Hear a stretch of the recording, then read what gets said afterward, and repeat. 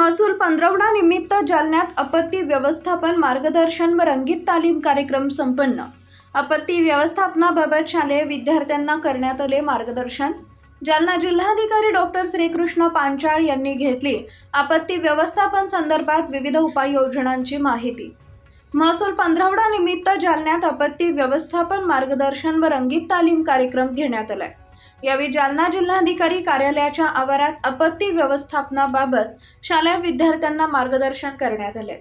या कार्यक्रमादरम्यान आज दिनांक 12 ऑगस्ट रोजी दुपारी 2 वाजेच्या दरम्यान जालना जिल्हाधिकारी डॉक्टर श्रीकृष्ण पांचाळ यांनी आपत्ती व्यवस्थापन संदर्भात विविध उपाययोजनांची माहिती घेतली आहे।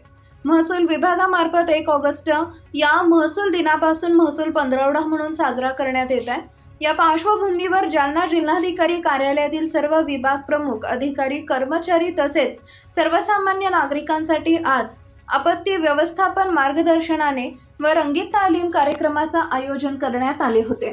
प्राथमिक आगीपासून बचाव करण्याबाबत जालना महापालिकेचे अग्निशमक अधिकारी माधव पानपट्टे यांनी यावेळी मार्गदर्शन केले।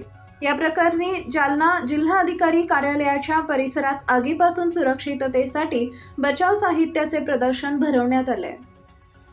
तर मला काय सांगणार, आज आपत्ती व्यवस्थापनाच्या वतीने या ठिकाणी प्रात्यक्षिकाचे आयोजन केलं होतं, नेमकं काय कारण होतं आणि काय उपक्रम आहे? यावर्षी पाऊस सगळीकडे चांगला आहे आणि दरवर्षी आपण आपत्ती व्यवस्थापनाचे सगळे जे इक्विपमेंट आहेत, साहित्य आहे, त्याची चाचणी पण करतो। ती चाचणी आपण मान्सून पूर्व केली होती आणि त्या अनुषंगाने शाळेतील विद्यार्थी असतील, कर्मचारी असतील, त्याच पद्धतीने महापालिका फायर ब्रिगेडचे कर्मचारी यांना इथे एक डेमो दिला जातो। काही नवीन जे साहित्य आणलेलं आहे, नवीन आता शासनाकडून बुलेट व्हेकल आलेले आहेत, बुलेट दुचाकी आलेले आहेत आणि त्यामध्ये पोर्टेबल इक्विपमेंट त्याच्यामध्ये आहेत की एखाद्या छोट्या गल्लीमध्ये जाण्यासाठी सुद्धा कोणते साहित्य नवीन आलेले आहेत, तर ते सुद्धा प्रात्यक्षिक प्रदर्शनी प्रशिक्षण इथं देण्यात आलं होतं। याकरिता आज याचं आयोजन करण्यात आलं होतं। सोबतच महसूल पंधरवडा आहे आणि या पंधरवड्याच्या अनुषंगाने हा आजचा उपक्रम आयोजित केला होता।